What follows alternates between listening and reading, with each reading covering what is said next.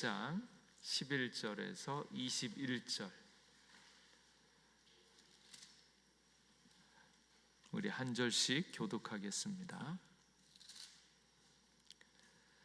게바가 안디옥에 이르렀을 때에 책망받을 일이 있기로 내가 그를 대면하여 책망하였노라. 야고보에게서 온 어떤 이들이 이르기 전에 게바가 이방인과 함께 먹다가 그들이 오매 그가 할례자들을 두려워하여 떠나 물러가매 남은 유대인들도 그와 같이 외식함으로 바나바도 그들의 외식에 유혹되었느니라. 그러므로 나는 그들이 복음의 진리를 따라 바르게 행하지 아니함을 보고 모든 자 앞에서 게바에게 이르되 내가 유대인으로서 이방인을 따르고 유대인답게 살지 아니하면서 어찌하여 억지로 이방인을 유대인답게 살게 하려느냐 하였노라. 우리는 본래 유대인이요 이방 죄인이 아니로되 사람이 의롭게 되는 것은 율법의 행위로 말미암음이 아니요 오직 예수 그리스도를 믿음으로 말미암는 줄 알므로 우리도 그리스도 예수를 믿나니 이는 우리가 율법의 행위로서가 아니고 그리스도를 믿음으로써 의롭다함을 얻으려 함이라. 율법의 행위로서는 의롭다함을 얻을 육체가 없느니라. 만일 우리가 그리스도 안에서 의롭게 되려 하다가 죄인으로 드러나면 그리스도께서 죄를 짓게 하는 자냐? 결코 그럴 수 없느니라. 만일 내가 헐었던 것을 다시 세우면 내가 나를 범법한 자로 만드는 것이라. 내가 율법으로 말미암아 율법에 대하여 죽었나니 이는 하나님에 대하여 살려 함이라. 내가 그리스도와 함께 십자가에 못 박혔나니 그런즉 이제는 내가 사는 것이 아니요 오직 내 안에 그리스도께서 사시는 것이라. 이제 내가 육체 가운데 사는 것은 나를 사랑하사 나를 위하여 자기 자신을 버리신 하나님의 아들을 믿는 믿음 안에서 사는 것이라. 함께 읽겠습니다. 내가 하나님의 은혜를 패하지 아니하노니 만일 의롭게 되는 것이 율법으로 말미암으면 그리스도께서 헛되이 죽으셨느니라. 아멘.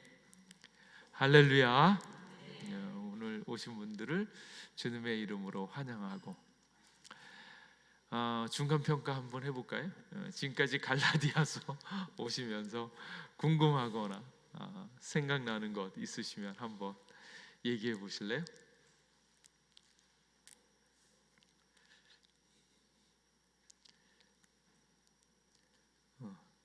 없으시면 없으세요?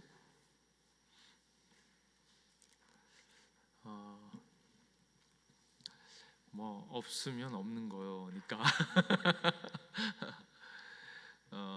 갈라디아서를 찬찬히 묵상하면서 이 놀라운 하나님의 비밀, 하나님의 그 믿음이 어떤 것인지를 바로 보고 깨달을 수 있기를 주님의 이름으로 축복합니다. 그리고 말씀을 가지고 이제 늘상 있는 가운데서 그 말씀이 정말 이렇게 눈에 탁 들어오면서 해같이 빛나면서 아주 자명한 사실로 몸에 확 접어들게 되어지는 것. 특별히 그 믿음의 세계가 확장되어지려고 할 때 말씀이 말씀으로 이렇게 들려질 때 하나님이 직접 나타나셔서 나에게 말씀하실 때 영은 영으로서 그게 확 들어올 때가 있거든요. 그래서 말씀을 읽을 때 기도하는 마음으로 읽으시면 훨씬 좋습니다. 그 말씀은 하나님의 말씀이거든요. 근데 인간의 얘기가 아니고 인간의 설명이 아니고 설교를 들으려고 할 때 인간이 인간의 언어로 풀어서 설명을 하잖아요. 근데 그것도 굉장히 좋지만 그것보다 더 중요한 것은 말씀을 읽을 때 이 말씀 자체가 하나님의 음성으로 내게 확 들려질 때 내 영혼이 이렇게 확 밝혀 보이는 겁니다. 제가 인테그러티를 하는데, 이제 인테그러티를 설명하려고 할 때 자기의 존재를 보는 거거든요. 내 존재가 통합적으로 온전한가 안 온전한가. 근데 그 온전함을 알고 있는 사람은 내 안에서 무엇과 무엇이 어긋나고 있는가, 잘못되고 있는가 하는 것들을 깨닫는 거예요. 그래서 존재의 인테그러티를, 아니 분명히 아는 건 이런데 삶은 왜 이렇게 그대로 일치되어지지 않는가, 뭐 이런 것들에 대한 논의를 하거나 반성을 하는 것이 인테그러티 작업인데, 많은 사람들이 알기는 아는데 삶이 그렇지 않거든요. 근데 말이 이게 안 되잖아요. 아는데 아는 대로 안 나오는 것은 분명히 아는 게 아닌 거예요. 아는 게 아니라 모르는 것을 아는 것으로 착각하고 있거든요. 그래서 뭐 참 주님을 열심히 사랑한다고 이야기를 하는데 내 삶의 모습을 보면 사랑이 안 나타나고 있잖아요. 그런 거 경험해 보셨나요?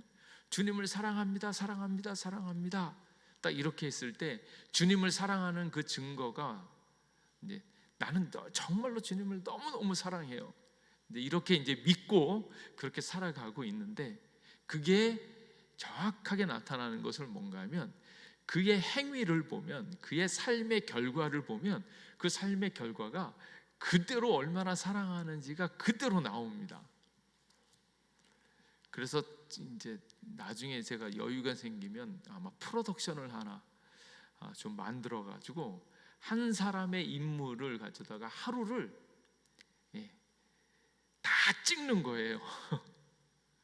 다 찍어놓고 그 삶의 행동이 나오는 것을 그대로 분석하는 거 있잖아요. 그러면 그가 뭘 생각하는지, 그 생각 가운데 가장 핵심은 영은 무엇을 향해 있는지가 정확하게 분석이 되어집니다. 그래서 이것을 좀 쉽게 얘기하면, 주님을 사랑한다고 말은 하는데 사랑하는지 안 하는지 뭘 보면 알 수 있나?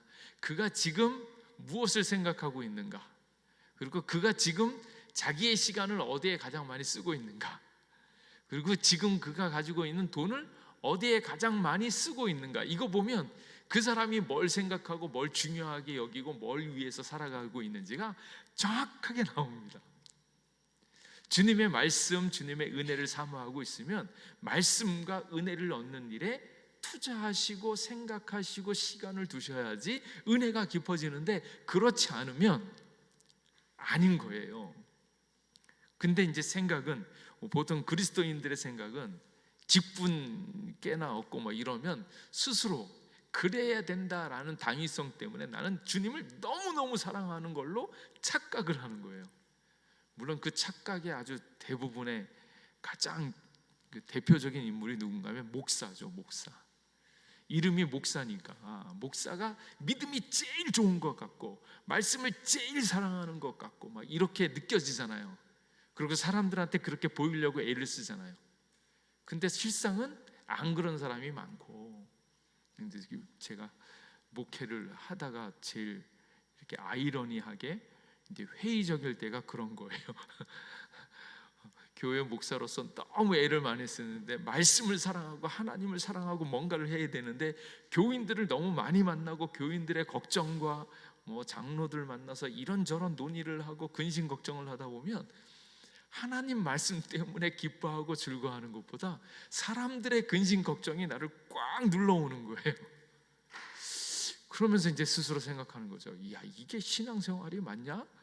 목사가 하나님 말씀에 힘을 얻고 은혜를 얻어서 아무리 근심 걱정이 있어도 말씀이 이긴다, 이걸 얘기해 줘야 되는데, 분명히 새벽 기도에서 은혜를 딱 받아가지고 나왔는데 이 사람들 얘기를 들으면 들을수록 같이 공감해 주다 보니까 문제가 점점 커지고, 또 사업적인 거 얘기하다가 이제 점점 그 사람들 설득하고 사람들하고 부딪히고 이러다 보면 하나님을 생각하는 것보다 사람들의 이야기에 너무 치이고 있는 나 자신을 보는 거예요.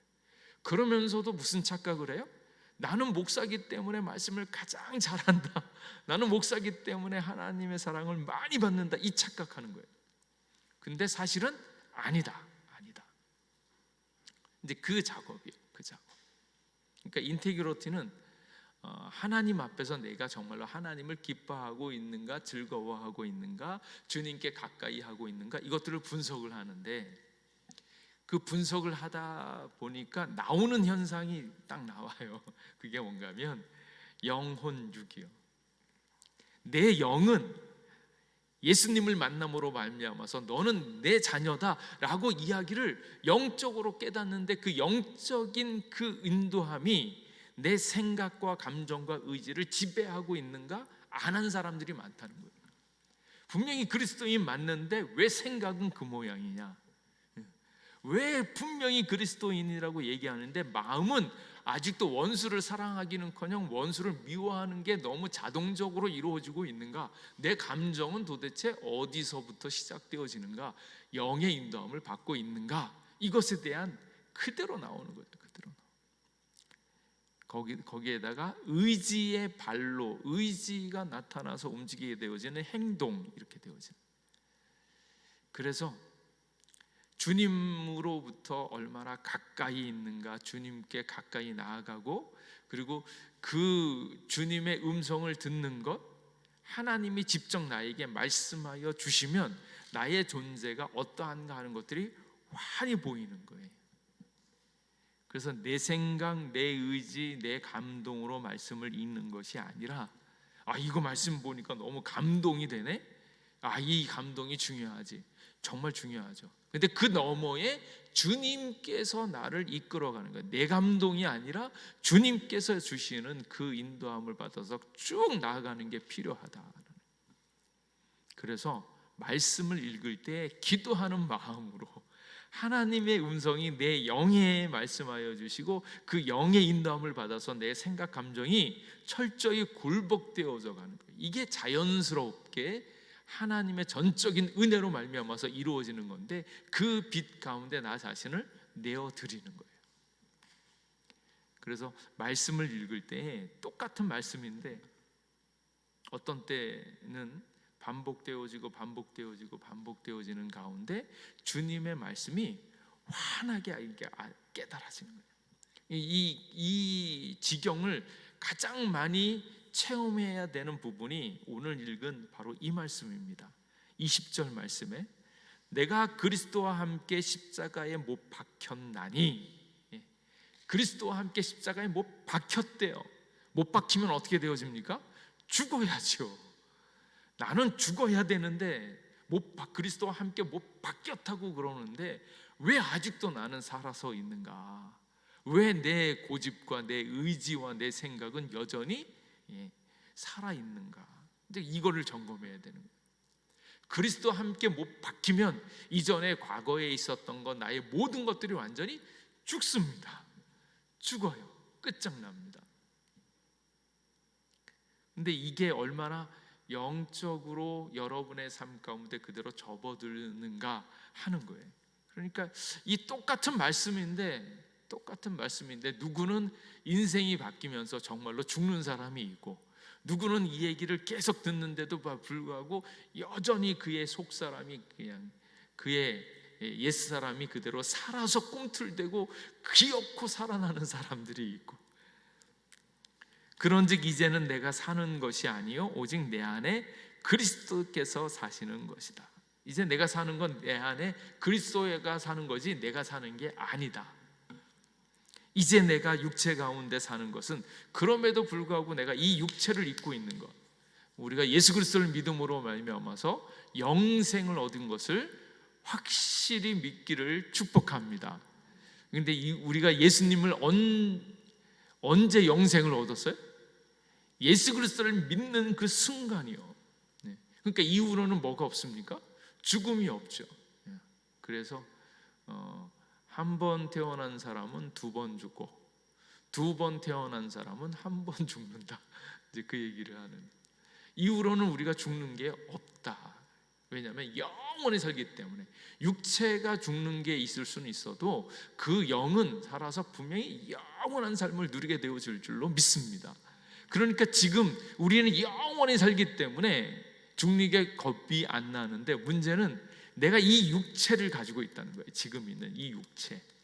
이 육체를 가지고 있는 순간에 내가 이 육체 안에서 무엇을 해야 할 건가? 그 얘기, 삶의 의미가 어디에 있는가? 내가 육체 가운데 사는 것은 나를 사랑하사 나를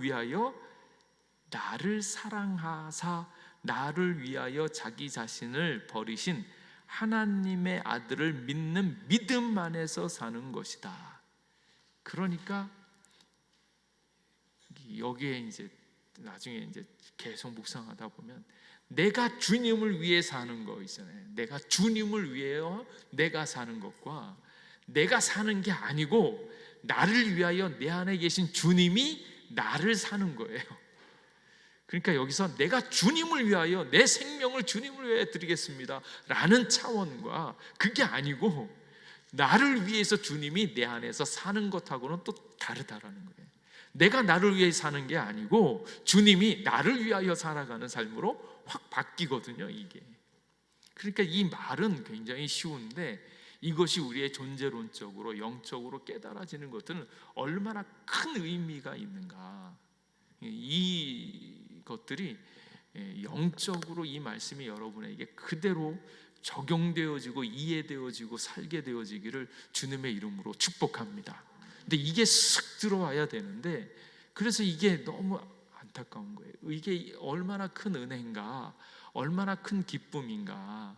이게 이제는 난 뭐 살든지 죽든지 나는 아무 상관없는데 내 안에 그리스도께서 나를 통하여 이루실 일이 있어서 나를 통하여 이 일들을 이루시는구나. 그걸 알면서 나 자신을 주님을 위하여 내어 드리는 것. 그러니까 이 감격이 여러분에게 살아서 있기를 주님의 이름으로 축복합니다. 그래서 말씀을 읽을 때 그 말씀의 깊이와 말씀이 정말로 나를 통하여 드러나는 인생이 되도록 말씀을 읽을 때 아주 깊이 있게 깊은 곳에 내려서 이해되어질 수 있도록 기도하는 마음으로, 영적인 마음으로 있는 겁니다. 그래서 이제 옛날에 믿음의 선조들은 이 일들을 하기 위해서 무엇을 했냐면 렉치오 디비나 같은 일들을 했어요. 렉치오 디비나라는 것은 자기의 생각을 이렇게 내려놓고 주님의 음성을 듣되 그것을 주님께서 직접 하시는 말씀으로 들을 수 있는 준비를 하고 그것에 응답하는 거예요. 그래서 제가 지금 우리 성경 봉독할 때 다른 교회랑 좀 다르게 하죠. 뭐 어떻게 합니까? 교독을 하잖아요. 교독을 하는 이유는 목사님이 읽을 때 뭐 하라는 거예요? 들으라는 거예요. 들으라는 거. 하나님이 여러분에게 말씀하는 것처럼 듣는 작업을 하는 거예요. 그리고 여러분들이 말하면서 실제적으로 그거 가운데 들어가기도 하고 듣는 거예요. 그래서 들을 때 다른 사람이 나에게 말해주는 거, 하나님이 직접 나에게 말해주는 것처럼 듣는 작업이 정말로 중요하고, 그리고 같이 동참해서 내가 그 말씀을 살아내듯이 이야기하는 것도 중요하고, 그걸 지금 같이 하는 거거든요. 그러니까 말씀을 읽을 때 말씀의 깊이를 확실하게 체험하면서 기도하는 마음으로 읽을 때 그 말씀이 여러분에게 살아 있습니다. 근데 그 하나님의 음성을 들을 수 있기를 축복합니다. 근데 오늘 있는 이 말씀은 굉장히 논란이 되어지는 아주 재미있는 말씀이죠. 11절 말씀에 보면 게바가 안디옥에 이르렀을 때에 책망받을 일이 있기로 내가 그를 대면하여 책망하였노라. 이걸 누가 쓰고 있습니까? 사도 바울이 지금 얘기하는데, 게바는 어떤 사람인가? 베드로죠. 베드로는 예수님의 수제자였고, 그 제자가 그냥 수제자가 아닙니다. 예수님을 따라다닐 때 이 베드로가 너무너무 존경스러운 것은 뭔가 하면 날마다 수석 졸업을 한 게 아니에요. 날마다 실패하고 혼나고 실패하고 혼나고 착실하게 실패하면서 배웠어요. 근데 그 실패 가운데 하나님의 사용하시면서 그를 교회의 반석으로 이렇게 삼으시면서, 그리고 나중에는 성령 충만해서 설교를 했더니 몇천 명이나 되어지는 대형 교회를 이루었어요. 한 번 설교에 3천 명이. 그러니까 그러므로 말미암아서 이 추종자들 내지는 믿는 자들이 막 늘어났잖아요. 오늘날로 얘기하면 정말로 믿음에 있어서는 아주 대부죠.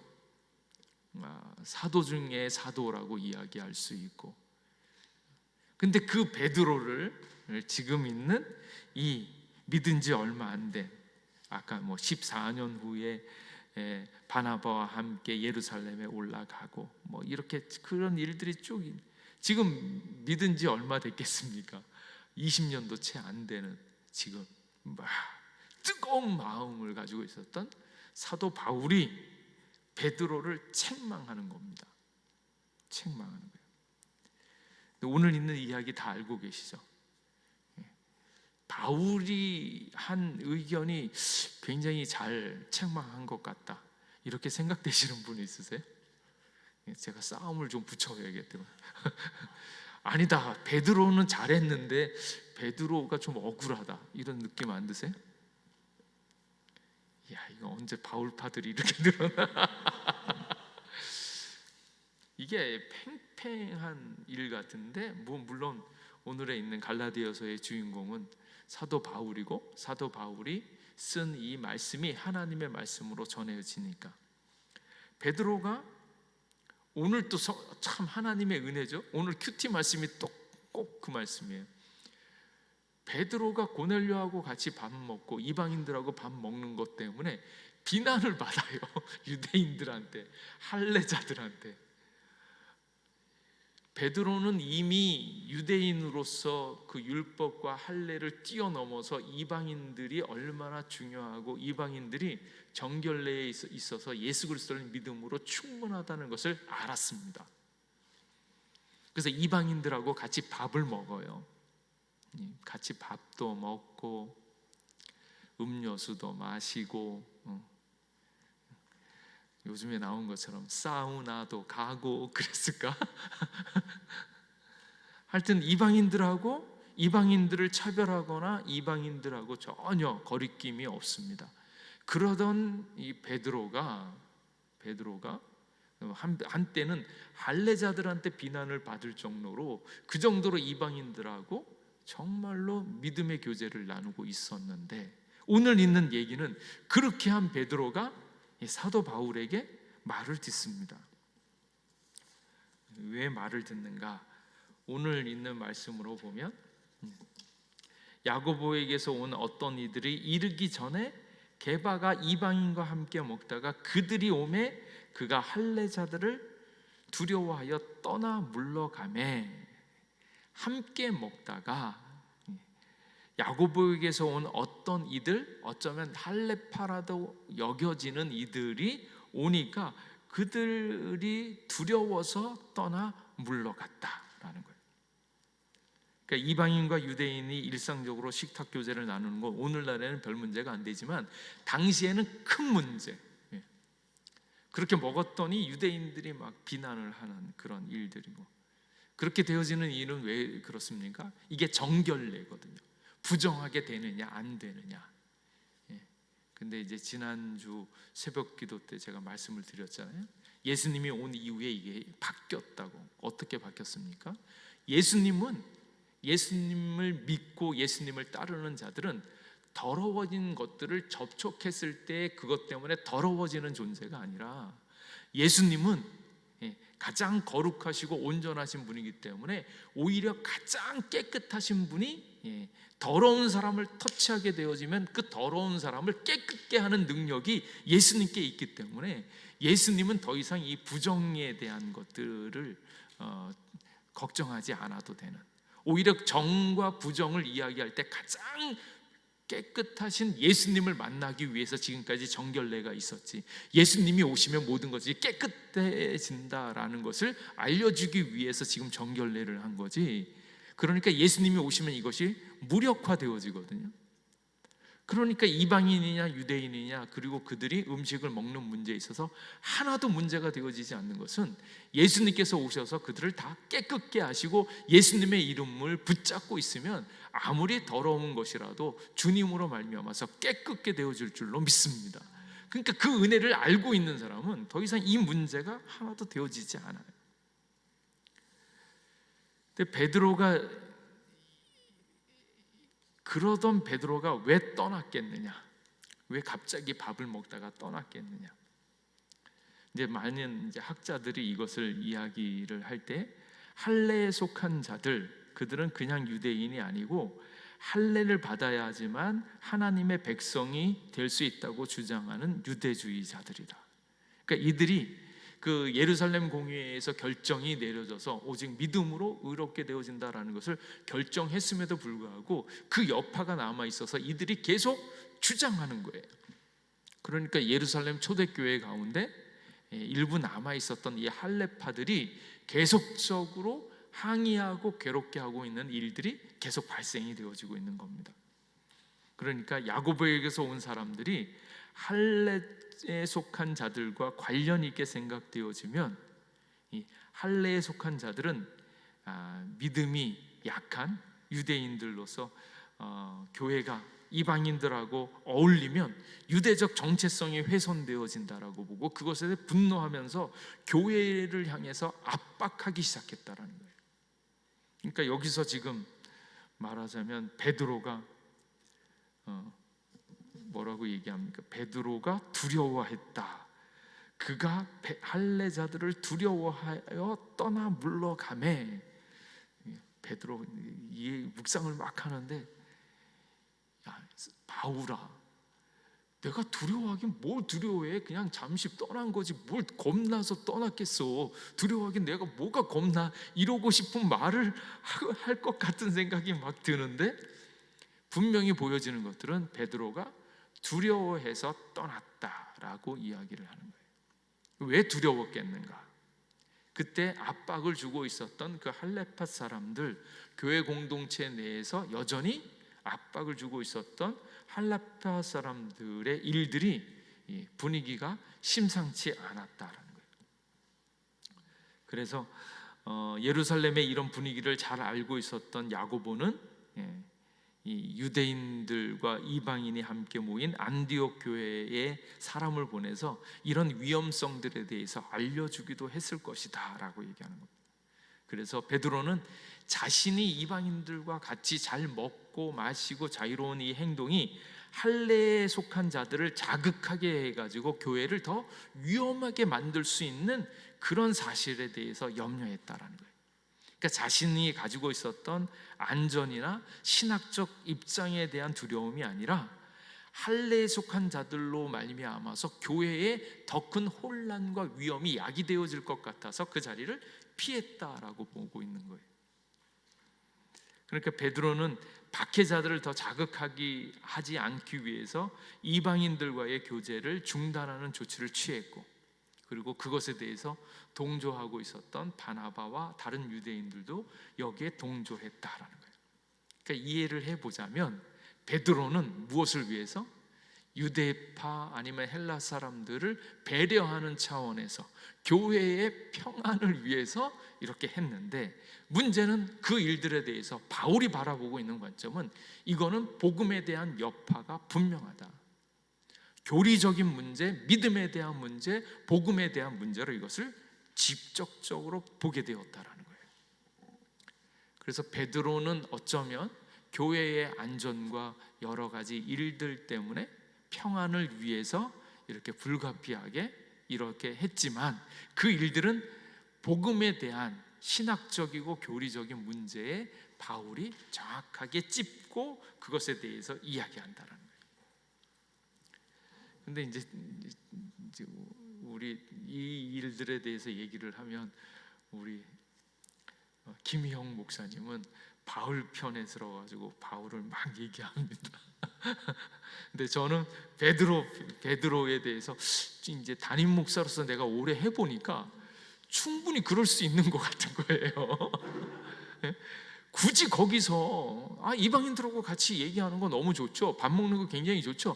근데 뭐 이제 할레파 사람들이 오는데 거기에 드러내놓고 계속 보여주면서 그럴 이유는 없잖아요. 왜냐하면 내가 그 사람들하고 만났다는 것 때문에 다른 사람이 시기 질투하고 안 좋은 얘기도 막 하고 구설수에 오르고 막 이런 짓들을 하니까 굳이 그럴 바에는 그냥 안 만난 것처럼 그냥 쓱 움직이는 게 좀 지혜로운 방법은 아니었을까라는 생각이 드니까 이게 꼭 그럴 만한 문제였을까라고 생각이 드는 거예요. 그리고 이제 막 베드로의 의견과 이해를 하자 보면 고린도전서 9장 19절 말씀에 이런 말씀이 있어요. 내가 모든 사람에게서는 자유로우나, 이게 바울의 이야기입니다. 내가 모든 사람들에게 자유로우나 스스로 모든 사람들에게 종이 되어진 것은 더 많은 사람을 얻고자 합니다. 유대인들에게 내가 유대인과 같이 된 것은 유대인들을 얻고자 함이고, 율법 아래에 있는 자들에게는 내가 율법 아래에 있지 아니하나 율법 아래에 있는 자 같이 된 것은 율법 아래에 있는 자들을 얻고자 함이요. 이 얘기를 보면 뭡니까? 할례자들 볼 때는 할례자들 있는 것처럼 이야기를 해서 결국은 복음으로 그 사람들을 변화될 때까지 기다리면서 이것을 이제 증명해 내기 위해서 이랬을 수도 있지 않겠는가? 바울은 언제는 유대인들에게는 유대인처럼 이방인에게는 이방인처럼 이렇게 해놓고 베드로에 대해서는 이렇게 직접적으로 직방을 날릴 수 있느냐 이런 생각이 드는 거죠. 그리고 이미 베드로는 뭡니까? 복음을 알고 있잖아요.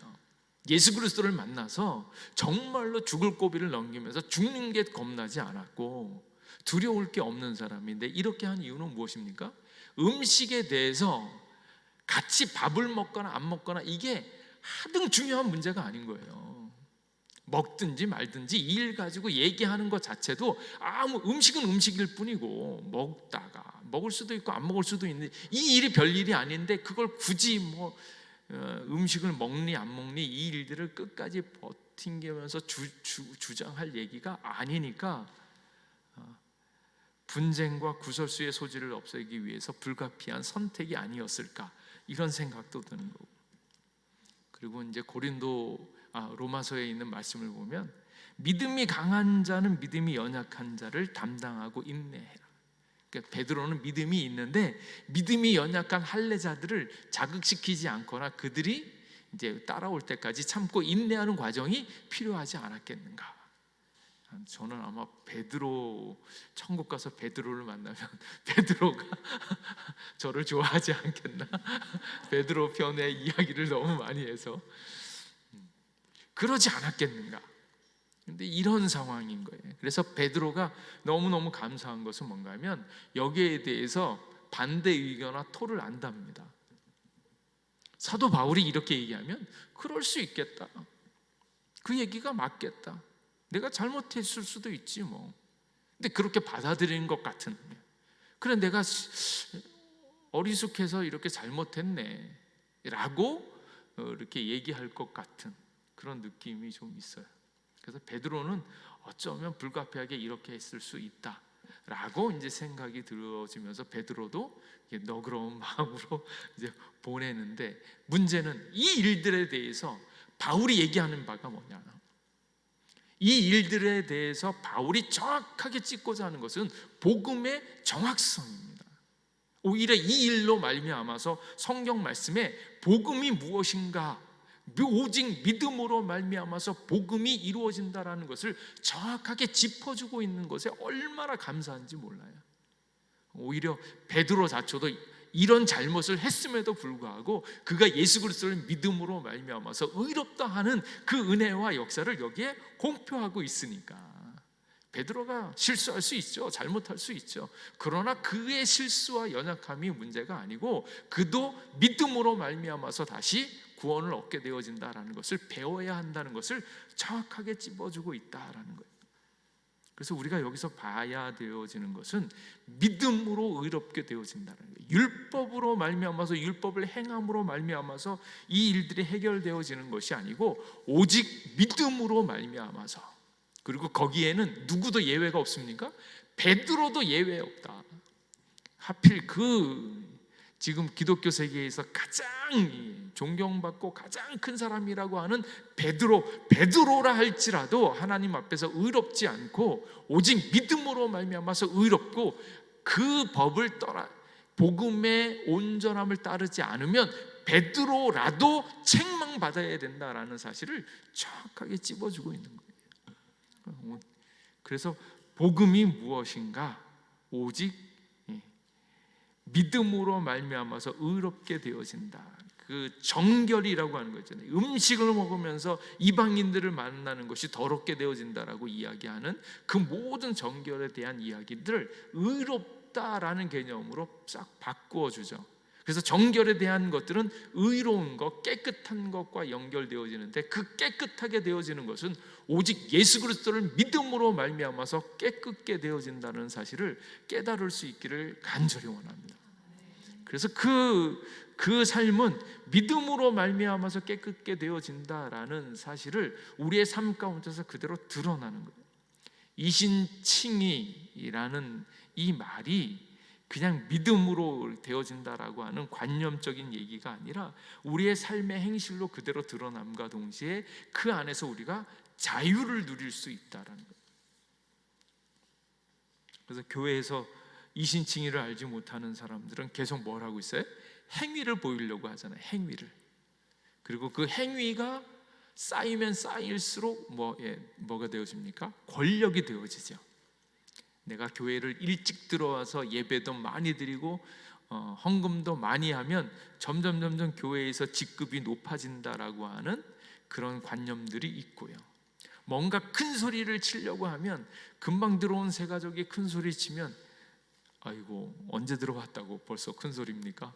한 1년 정도는 다니고 이렇게 얘기를 해야지. 뭐 이런 비슷한 분위기가 쓱 만들어진다라는 것은 여전히 행위를 의지하고 있는 거예요. 그리고 아무리 행위를 의지해도 완전함과 평안함에 이를 수 없기 때문에 마음속으로 그것에 있으면 자신에 대한 절망감이 듭니다. 아직도 하루를 지내면서 이렇게 좀 절망감에서 실패감에 후회감이 들고 있지는 않은가. 그래서 오직 믿음으로 행위의 의존도를 내려놓을 때 교회가 하나가 되어지는 거예요. 처음 들어온 사람, 나중에 든 사람 전혀 상관이 없고, 무엇을 하는가 그것과 전혀 상관없이 우리를 선택하신 예수님이 계심으로 말미암아서, 예수님의 사랑이 있음으로 말미암아서 우리는 더 많이 하나님의 사랑을 누리면서 옆에 사람의 가치를 알게 되어지는 거죠. 한번 시험 삼아서 해볼까요? 내가 이 사람보다 더 잘생겼다 생각하시는 분 옆에 보시고 한번 스스로 생각하세요. 내가 이 사람보다 더 잘생겼다 생각하시는 분.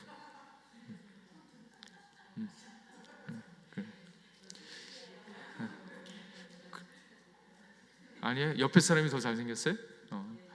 근데 그거 이제 이 사람이 나보다 더 못생겼다, 내가 더 잘생겼다라고 생각하면, 이 사람이 못생겼음에도 불구하고 잘생긴 나보다 하나님이 이 사람을 더 사랑한다는 사실을 깨달으셔야 돼요. 나보다 못생긴 놈이, 나보다 공부도 못하는 놈이, 나보다 부족한 놈을 하나님이 사랑한다는 얘기는 나보다 더 그 사람을 사랑하고 있다는 거예요. 잘생겨서 사랑하는 거하고 못생겼음에도 사랑하면 그 사람을 정말로 사랑하고 있는 주님이 있다는 사실을 깨달아야 돼요. 그러니까 이게 완전히 뒤집혀지는 거죠. 그래서 제가 장애인들을 이렇게 옛날에 교회에서 장애인들 위문 공연 같은 거 하잖아요. 가서 견학하고 도와주고 막 이러는데, 근데 한 번은 이렇게 장애인들 이렇게 앞에서 이제 발표 같은 거 이렇게 하고, 그리고 뭐 이제 얘기를 한 우리 같이 간 아이가 막 이렇게 뭐 이렇게 여러 가지 뭐 잘해 뭐 이렇게 은혜 받은 이야기하면서 잘해야 된다, 열심히 살아야 된다, 뭐 이런 얘기를 하는 거예요. 근데 그 얘기를 듣는데 문득 드는 생각이, 야, 이거 우리가 이런 이야기를 할 얘기가 아닌 것 같다. 왜냐하면 똑같은 하늘을 사는데 1시간 1분 1초를 살아가는데 내가 살아가고 있는 힘과 용기보다 얘가 살아가고 있는 힘과 용기가 더 센 거예요.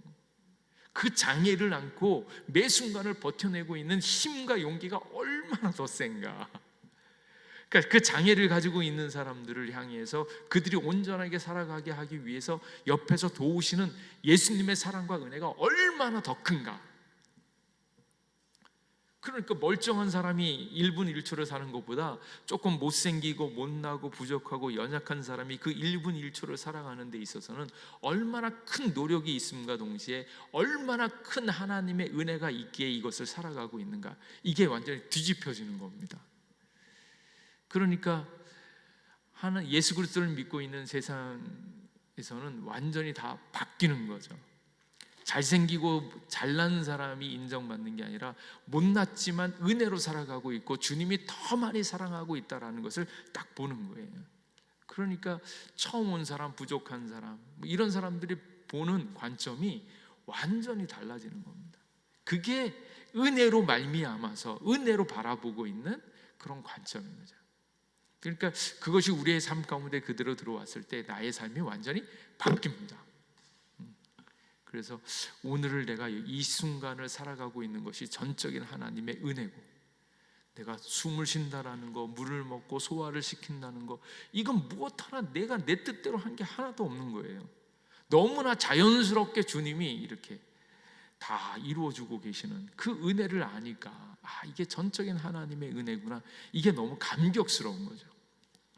그러니까 의대 가서 의사 공부하시는 분들이 정말로 대단하다 싶은 생각이 드는 것이, 우리 뭐 이렇게 음식을 먹으면 침을 먹고 침에는 아밀라제가 있는데 그것이 뭐 단백질을 어떻게 막 효소하고 막 버물려 가지고 이거 만들어내는 그 일들을 다 공부를 하잖아요.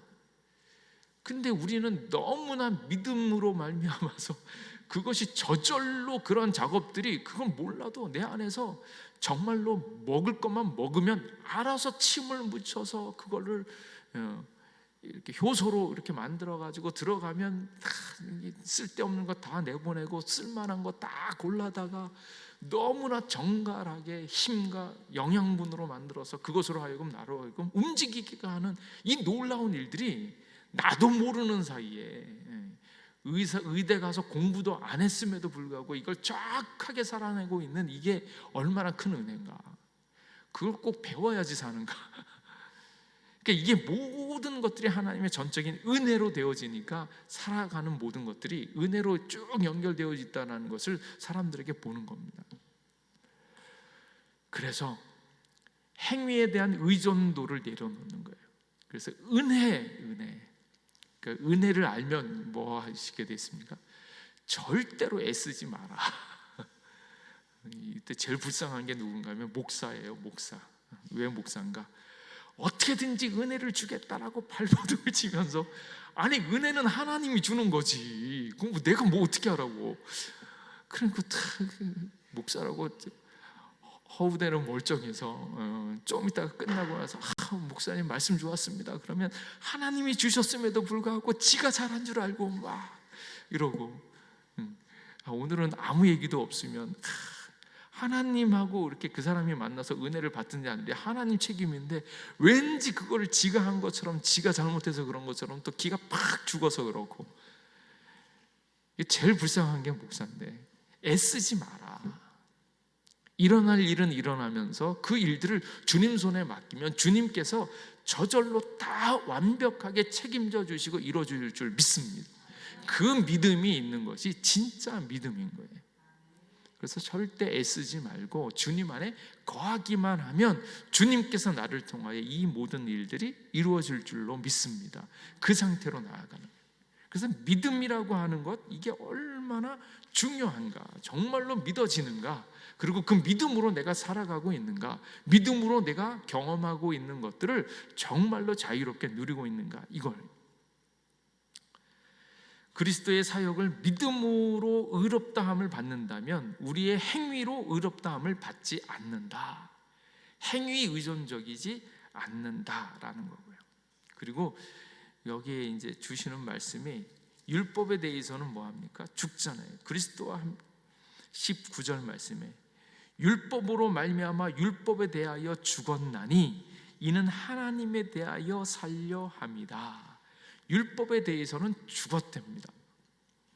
그러면 이제 율법은 어떻게 돼야 되나요? 율법이 없어졌나요? 아까도 얘기했지만 사도 바울도 율법을 지켰어요. 베드로도 율법을 지켰어요. 아니, 믿음으로 산다면 율법은 왜 지키고 있는가? 어떠세요?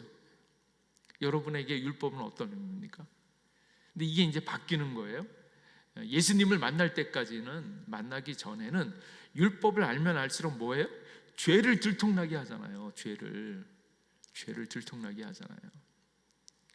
죄를 들통나다 보니까 죄로 말미암아서 죽으니까 예수님을 만나게 되어지고, 예수님을 만나니까 그 율법이 성취되어지는 건데, 근데 예수님을 믿고 난 다음에 율법은 어떻게 되어지는가? 율법에 대해서는 죽지 않는다. 왜냐하면 율법을 예수님께서 이루셨기 때문에. 그래서 그리스도 예수 안에 있는 자에게는 결코 정죄함이 없나니 죄와 사망의 법에서 성령의 생명의 법에 우리가 자유하게 되어진다. 그래서 죄와 사망의 법에 저촉이 안 되어집니다. 근데 율법을 살아있는 사람들은 자꾸 자기가 율법에 저촉이 되어지면서 이거 하면 잘 안 될 텐데, 이거 하면 내가 죽을 텐데, 아니면 이거 두려움이 점점 느껴지죠.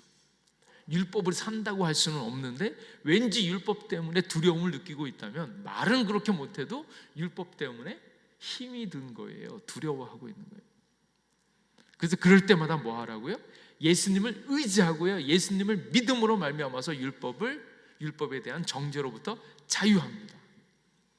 그러니까 그러면 이후에는 율법이 어떻게 되어지는가? 예수님을 믿지 않을 때는, 이거는 이제 그 실질적인 거예요. 교회에 다니면서 예수님을 믿는다고 하면서 여전히 율법을 두려워하고 있는 자들은 말로는 예수님을 믿는다라고 하지만 믿지 못하는 거고요. 예수님을 믿는 자들은 율법에 대해서 두려워하지 않습니다. 그러니까 율법이 나타나면 뭐 하는가? 율법의 정죄, 율법의 저주로부터 우리는 자유합니다. 그래서 율법에 대해서 죽었다라는 것은 구원의 방편에 대한 것이고, 율법의 정죄에 대해서 죽었다라는 거예요. 그러니까 율법은 우리를 정죄할 수 없습니다. 그럼 어떻게 되는 거냐?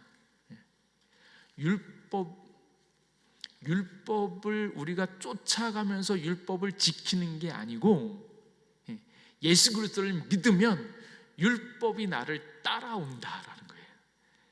그러니까 예수님을 믿는 사람은 율법을 따라서 율법을 지키는 게 아니고, 예수 그리스도를 믿으면 율법이 나를 따라다니면서 성취되어지는 것들을 보는 겁니다. 믿음이 강하면 강할수록, 그리고 율법을 알면 알수록 그것이 쓱 따라와서 성취되어지는 것들을 보게 되어진다라는 거예요. 그런데 이 관계에 있어서 매 순간마다 예수 그리스도를 확실하게 믿는 거예요. 이 예를 들 때는 아들의 예를 들면 좋습니다. 우리 아들이 실수하고 넘어져도 내 아들은 내 아들이에요. 그러면 아버지가 뭐 합니까? 야, 이놈아, 너 똑바로 해야지. 이렇게 잘못하고 이렇게 하면 어떻게 돼? 그 얘기는 뭐예요? 더 잘하라는 것이고, 나중에 온전하여지라고 얘기하는 거예요. 대신 뭐는 안 없어져요? 아들이라는 존재는 안 없어집니다. 그러니까 그것에 대해서 두려워하지 않는 거예요. 옛날에는 종이었다가 아들이 되어지니까 종의 습성이 남아있으니까 여전히 두렵고 떨리는데, 아들이 확실한 사람은 때로 실수하고 넘어져도 절대 아들의 지위를 빼앗기지 않는 거예요. 근데 그러면서 주님하고 같이 있으면서 계속 율법이 어그러지는 것들이 보여요. 근데 주님을 사랑하면서 주님을 계속 따르면 따를수록 그 율법이 완성되어지는 것들이 보이는 겁니다. 그러니까 율법이 나한테 덜 이루어지는 것 때문에 열받거나 두려워하지 마시고 그냥 내버려 두세요. 주님을 사랑하고 주님을 따라가다 보면 율법이 저절로 이루어지는 것들을 보는 겁니다.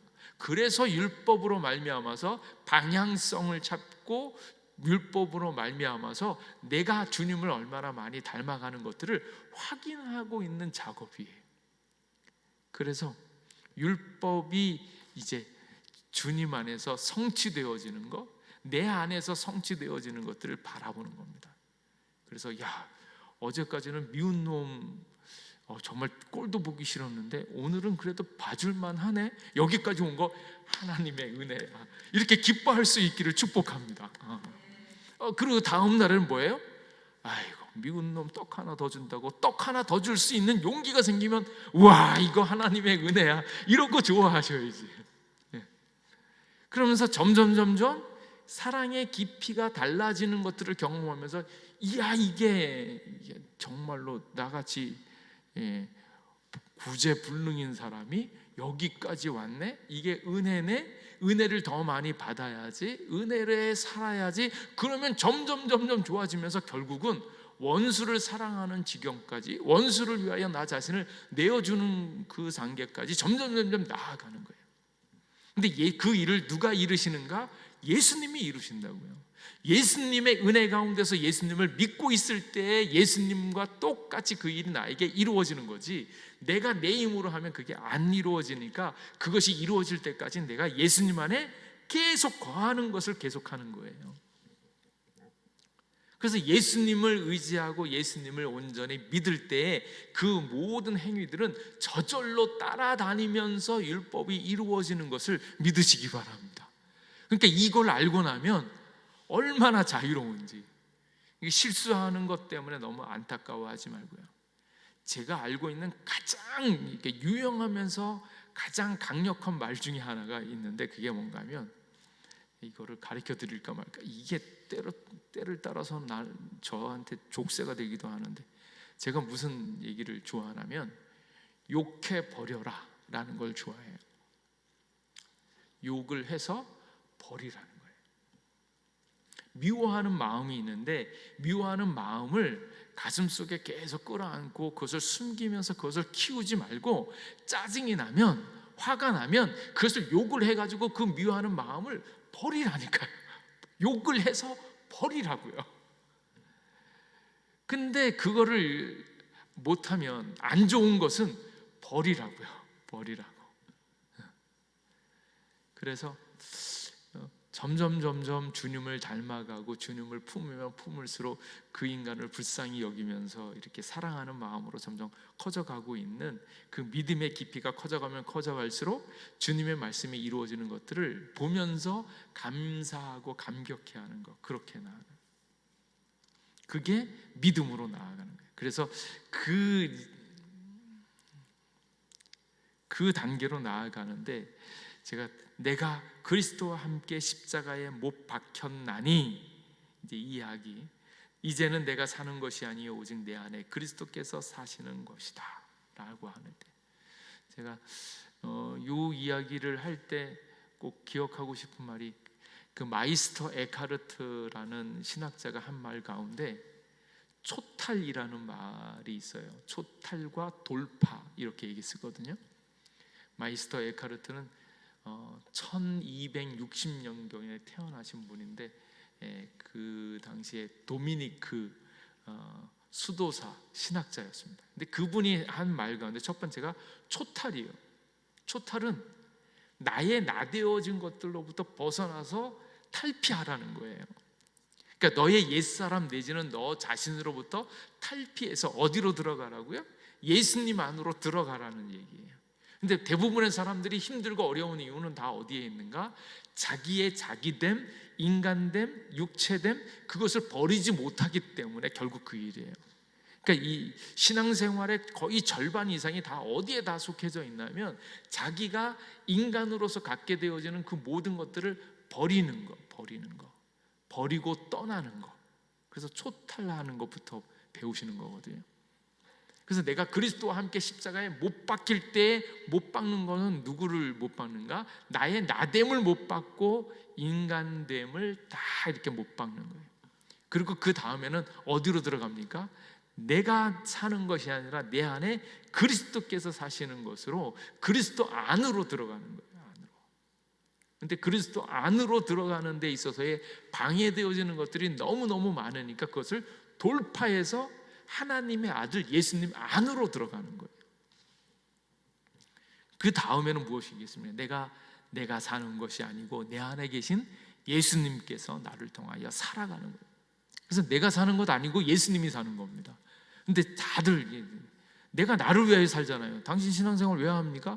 내가 복 받으려고. 그리고 더 나아가서는 내가 하나님을 위하여 내 삶을 드리려고 믿잖아요. 근데 그거는 네가 니를 위하여, 네가 하나님을 위하여 네가 한다고 하는 거잖아. 근데 그 얘기는, 그래서 사도 바울이 지금 얘기하는 많은 것들은 뭔가 하면 다 주님을 위해서 살아가고 있는 나 자신의 일들, 나 자신의 행위가 아닌가. 근데 그 행위를 벗어버리고 주님을 온전히 기쁘게 하는 것은 행위가 아니기 때문에 내가 주님 안에 그대로 머무는 것, 주님과 함께 있는 것, 내 안에 계신 그리스도께서 살아가실 수 있도록 주님과 같이 있는 것, 그게 진짜 내가 하나님을 위해서 할 수 있는 가장 큰 일이다라는 거예요. 그래서 그리스도는 나를 위해서 모든 것을 하시는, 모든 것을 다 이뤄주실 줄 믿습니다. 근데 그렇지 않은 사람들은 뭐예요? 그리스도께서 그를 위하여 아무것도 안 하는 사람이 있다라는 거예요. 그래서 팀 켈러는 뭐라고 얘기하냐면 전부 아니면 전무래요. 은혜와 행위가 같이 섞여 있을 수 없다고요. 은혜면 은혜, 공로면 공로지, 이게 적당히 은혜를 얻었는데 나중에 거기에 공로를 덧붙여서 더 큰 복을 받는다? 그럴 수 없다. 그리스도께서 나를 위하여 전부 완벽하게 다 이뤄주시던가, 아니면 내 행위로 계속하고 있으면 하나님께서 너를 통하여서 아무것도 안 하고 있는 것이다, 그것을 선언하는 거예요. 그래서 자기의 행위를 계속 애쓰고 있는 사람은 하나님이 그를 위하여 아무것도 안 하신다라는 거예요. 왜요? 너의 모든 것들이 끝장낼 때까지